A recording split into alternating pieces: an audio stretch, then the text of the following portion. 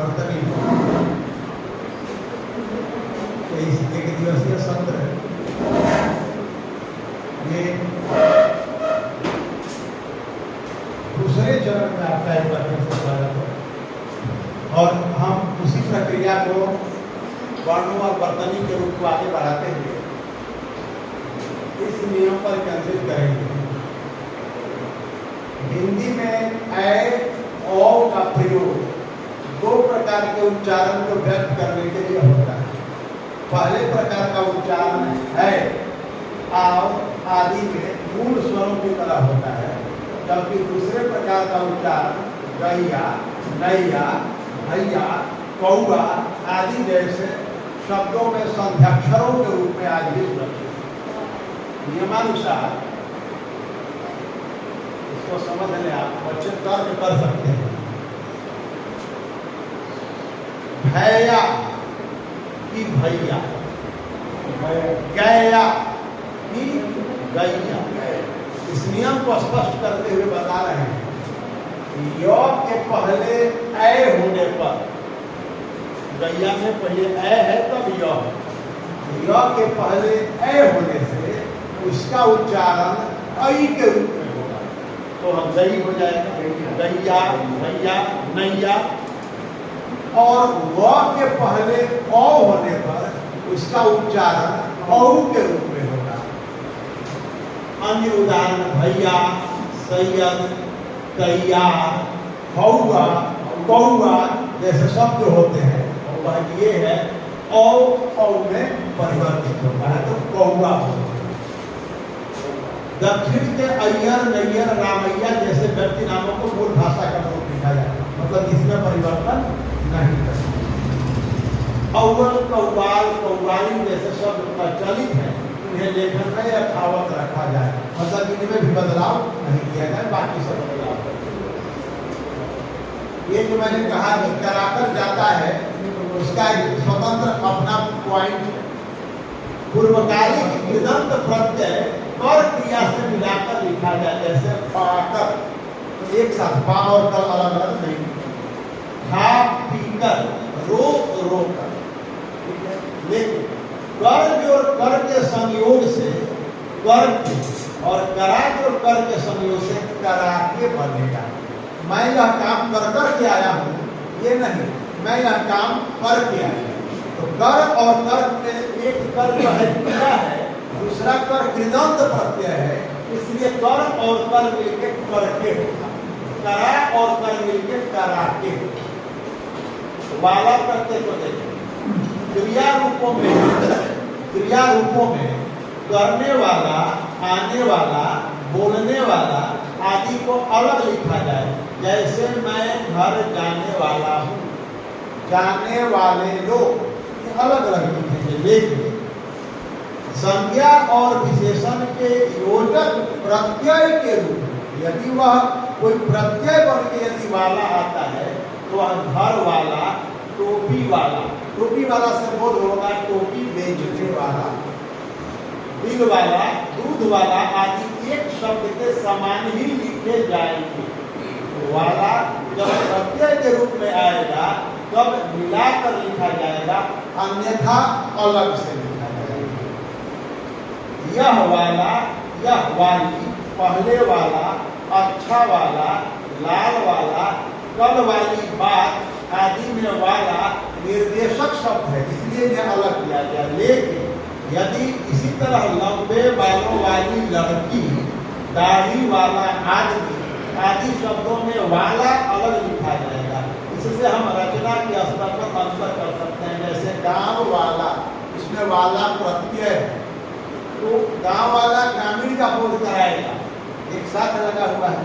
और गांव वाला मकान, इसमें वाला प्रत्यय नहीं है, तो वह का बोध, गांव वाला मकान मेरे गांव का मकान, गांव पर स्थित मकान, तो वाला यहाँ पर अलग है। श्रुति मूलक य व ये एकदम माने धुआंधार इसमें गलतियां हो रही है, रोज देखने को मिल रही है। आप इसको स्पष्ट समझ लें। जहाँ श्रुति मूलक य व का प्रयोग विकल्प से होता है, वहां स्वरात्मक रूपों का ही प्रयोग किया जाए। नया, नई, गया, गई में हमें ये भ्रम हो जाता है। नई, गई, जाए, आए, आई। अब कोई लड़का न के बाद य में बड़ी की मात्रा लगा देता है, गई लिखता है तो य में बड़ी की मात्रा लगा देता है। नियम क्या करता है? यह नियम क्रिया विशेषण अव्यय आदि सभी रूपों और स्थितियों में लागू माना जाए कि नई, गई, जाए, खाए अपने मूल स्वर के साथ ही लगा हो। यदि नई में य में बड़ी की मात्रा लगाता है, गई में य की मात्रा लगाता है, तो वो गलत है, बिल्कुल गलत है। तो कहता है लागू माना जाए इसको किसी भी। जैसे दिखाए गए राम के लिए, तो ऐसा नहीं कि लिए लिखेगा, यो में एक डाल देगा, राम के लिए वह हो जाएगा, उसको स्वर वर्ण लिखना होगा। पुस्तक के लिए नई दिल्ली, जहाँ यह श्रुति मूलक व्याकरणिक परिवर्तन न होकर शब्द का ही मूल तत्व हो, वहाँ वैकल्पिक श्रुति मूलक स्वरात्मक परिवर्तन करने की आवश्यकता नहीं है।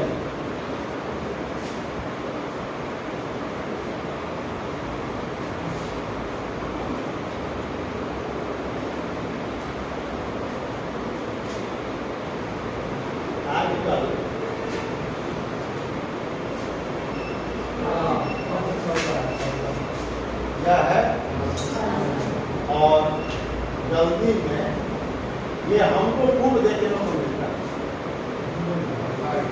है। क्या बात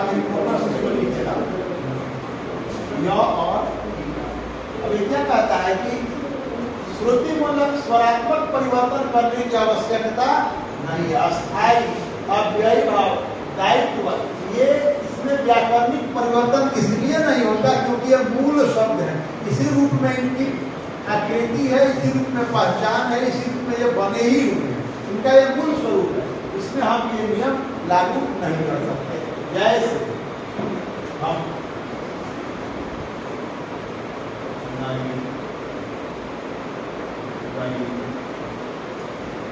ये भेद करेंगे और हम ऐसे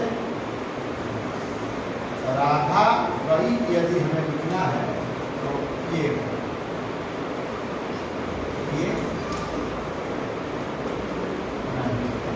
जबकि ये गलतियां हम खूब मजे से करते हैं, बच्चे भी करते हैं और यही प्रचलन में। लेकिन ध्यान रखिए, व्याकरण में जो प्रचलन में है वह अंतिम सत्य नहीं है।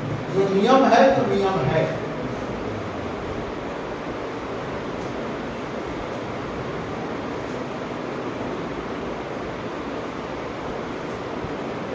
उर्दू से आए अरबी, फारसी मूलक वे शब्द जो हिंदी के अंग बन चुके हैं और जिनकी ध्वनियों का हिंदी ध्वनियों में रूपांतरण हो चुका है, हिंदी रूप में स्वीकार किए जा सकते हैं।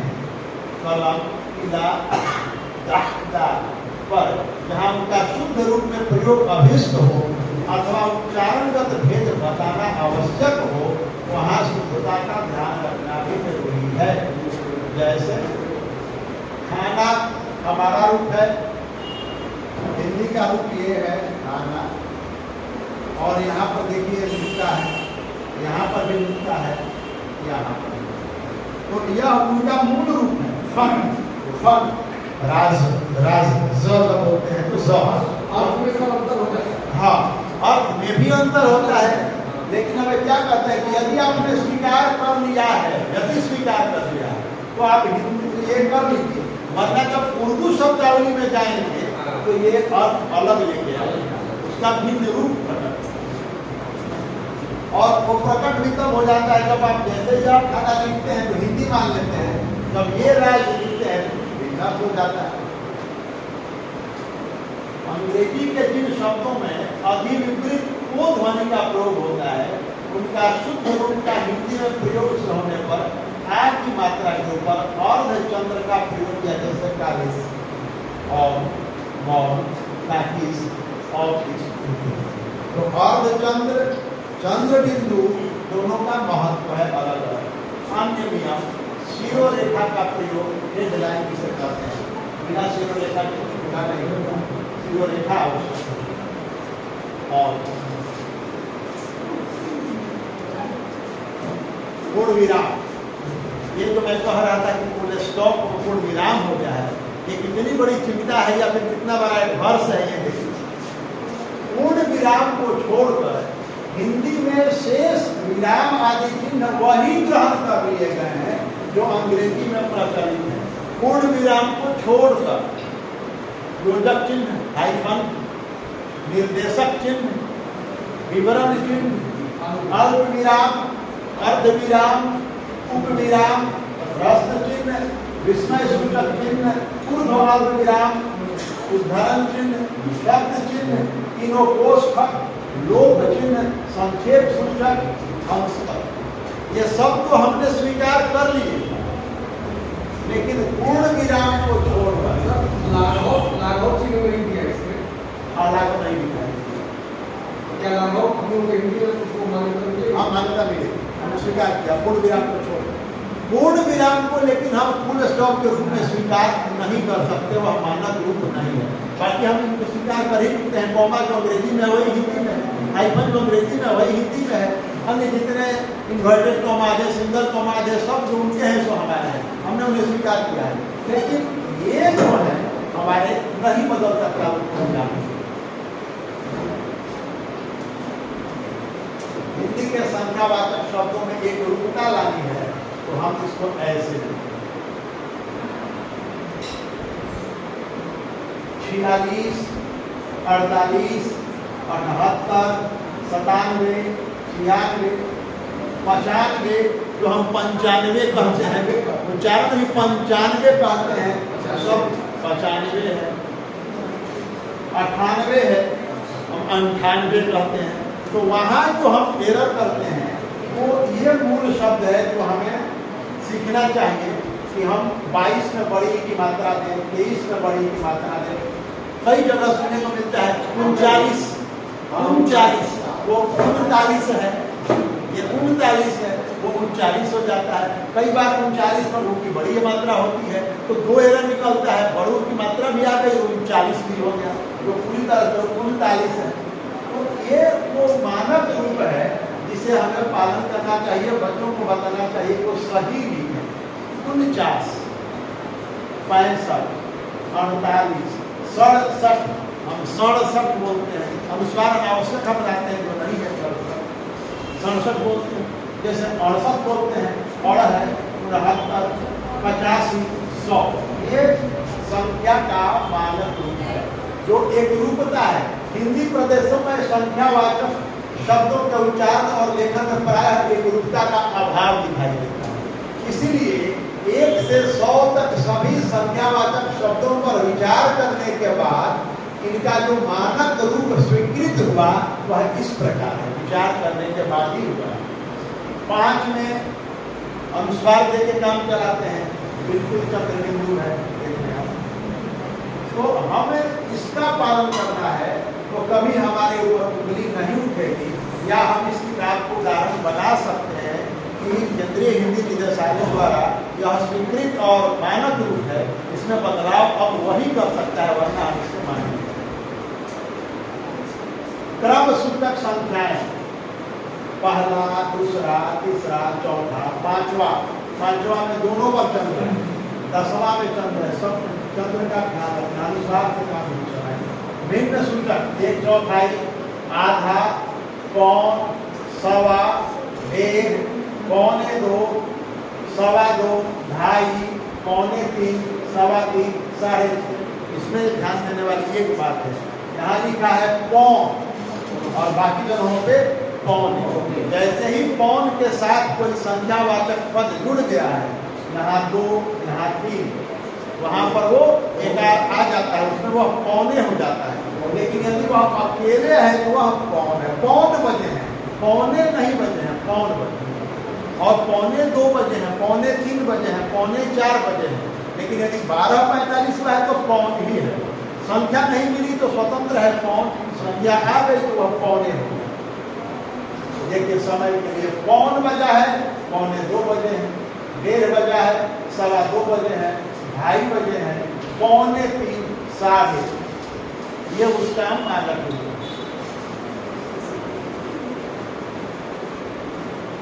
पैराग्राफ विभाजन में सूचक वर्णों तथा अंकों का विवरण। पैराग्राफ विभाजन में सूचक वर्णों तथा अंकों के प्रयोग के संबंध में यह निर्णय किया गया कि ABC अथवा स्मॉल ABC के लिए हिंदी में सर्वत्र क ख ग का प्रयोग किया जाए। जहाँ रोमन वर्ण कोष्ठक में हो वहाँ देवनागरी वर्णों को भी कोष्ठक में रखा जाए। जहाँ रोमन वर्ण कोष्ठक। विषय के विभाजन, उप विभाजन, पैराग्राफ या उप पैराग्राफों के लिए अंतरराष्ट्रीय अंकों 1, 2, 3 के प्रयोग के साथ साथ आवश्यकता के अनुसार रोमन अंकों का प्रयोग किया जा सकता है, स्वतंत्र, लेकिन कोष्ठक में होकर देवनागरी। उपयुक्त पद्धति को निम्नलिखित नमूने के उदाहरण से देखा जा सकता है। 1.0, 1.1, 1.1 ये जो होगा वह अंतरराष्ट्रीय रूपवार नंबर है, लेकिन आप इसको देखिए।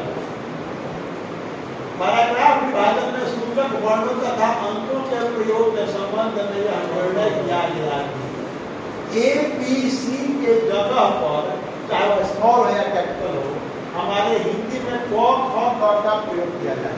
बहुत हमारे साथी अ ब स द ABCD के बदले में लिखते हैं अ ब स द। ये नियम कहता है कि आप, क्योंकि वो उनके आद्याक्षर हैं ABCD, तो आप भी अपने वर्णमाला के आद्याक्षर का ही इस्तेमाल करें। क ख ग ही लिखें, अ ब मत लिखें। सिटिंग A तो सिटिंग क, सिटिंग B सिटिंग ख।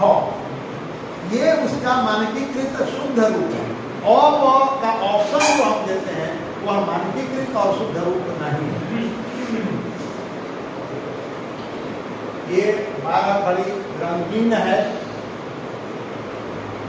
और इसको बड़े ही तरीके से पढ़ेंगे। मैं अपने मित्र को बुलाऊंगा, उसके बाद मेरा सेशन खत्म होगा, एक्टिविटी सेशन शुरू होगा, क्योंकि इसकी बारी आने में अभी 1-1.25 घंटे का समय बाकी। तो मैं बुला रहा हूँ अपने परम मित्र, दूसरे प्रदेश की धरती से चलकर हमारे बीच आएगा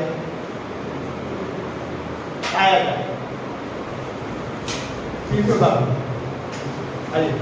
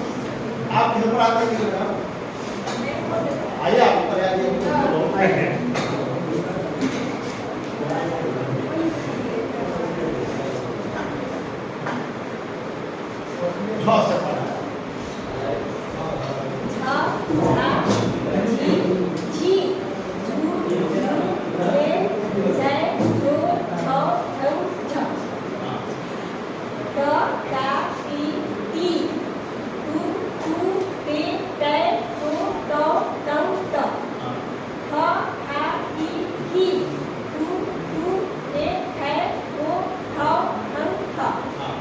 आइए मैडम, शशि मैम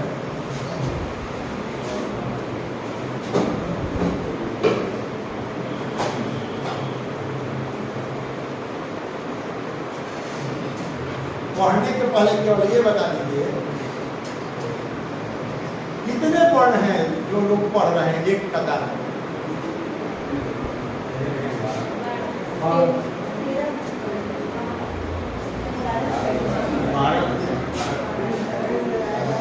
मतलब हर वर्ण में कितनी मात्राएं लगी हैं?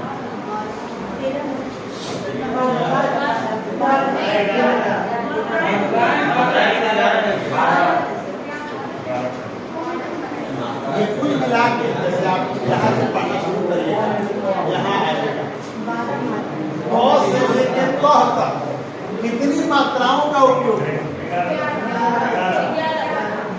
11। बढ़िया।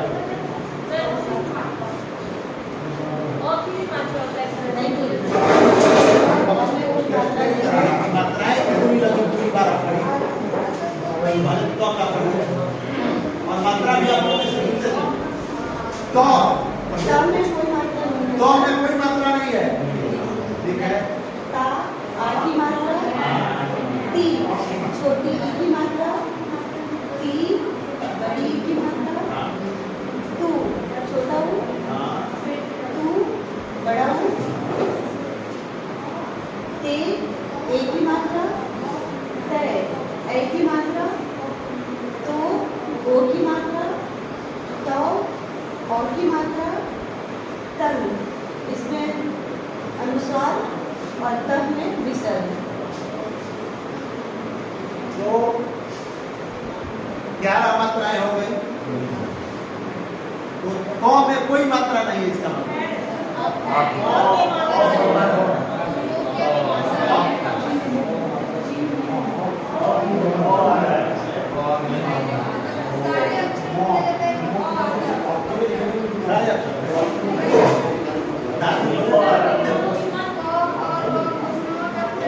ये मैं सवाल आप ही लोगों पे छोड़ देता हूं कि 12 खड़ी की कुल मात्राएं कितनी हो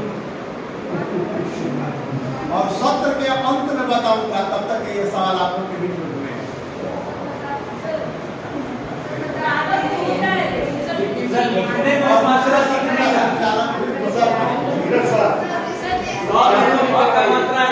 लिखने में वो नहीं दिख रहा है, बाकी शब्द लिखने में दिख रहा है।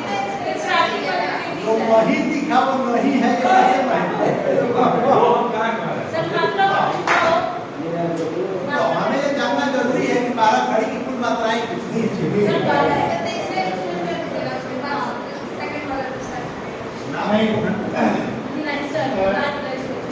एक मिनट, बहुत बहुत धन्यवाद सर।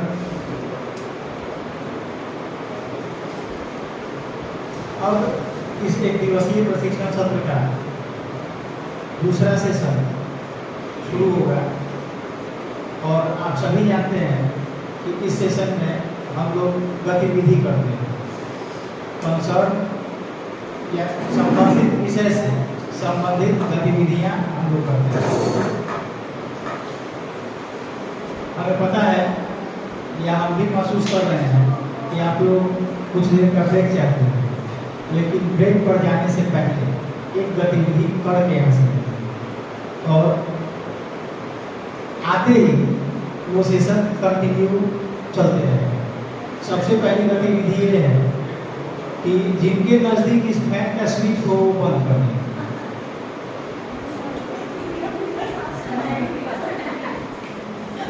वो चलते रहेगा।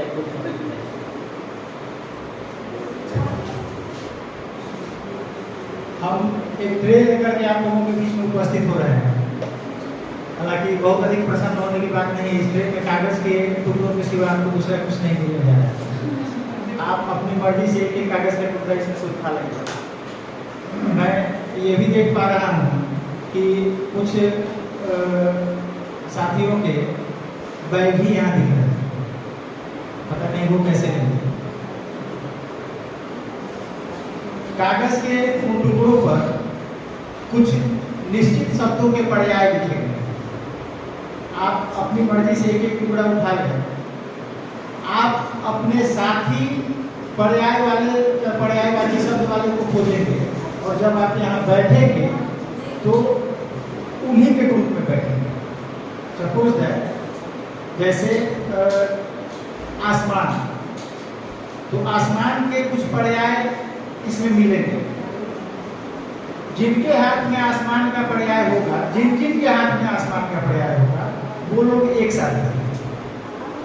ऐसे ही फिर किसी दूसरे शब्द के, और अपने पर्यायवाची साथी को खोज करके बैठना ही आज की पहली गति है।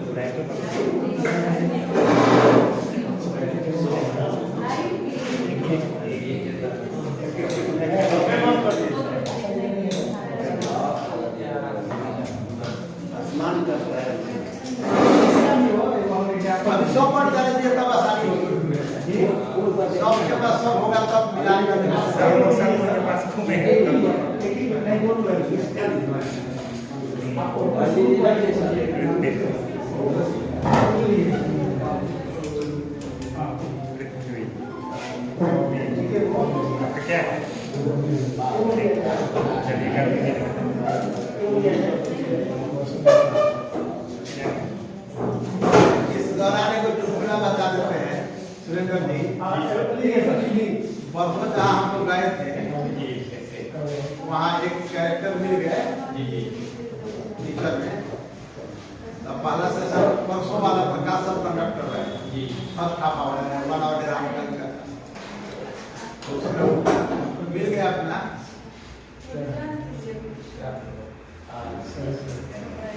और बच्चे को बुला लगा दे, क्या सब करता है, और फिजिक्स के पहला सेशन की तरह संभाला गया, दूसरी बारी में एक्टिविटी कराने का नहीं हुआ गया। खड़ा हो आप जो ये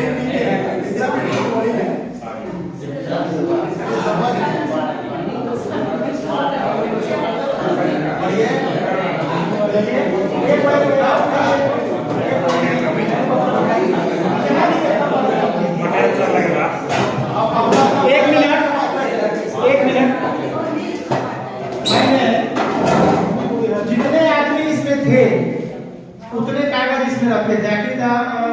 धीरज सर वर्णित करिए थे कि आप जो यहाँ के हैं वही वो यहाँ के हैं, समझ लीजिए। तो हम गिन के रखे थे। अभी मेरे पास बच गया है 3, 2, 5, 3, 8, यानी हमारे 8 मिनट इसमें से बाहर। ठीक है, इसको आपको 10 मिनट का ब्रेक मान लें, या 10 मिनट आप अपना एक दूसरे के साथ खोज कर अपना पर्यायवाची बिना लीजिएगा। जब बाहर जाइएगा तो वहीं बैठिएगा जहाँ पर पर्यायवाची बैठा है। जहाँ के पर्याय वाले हैं वहीं आकर क्या करें।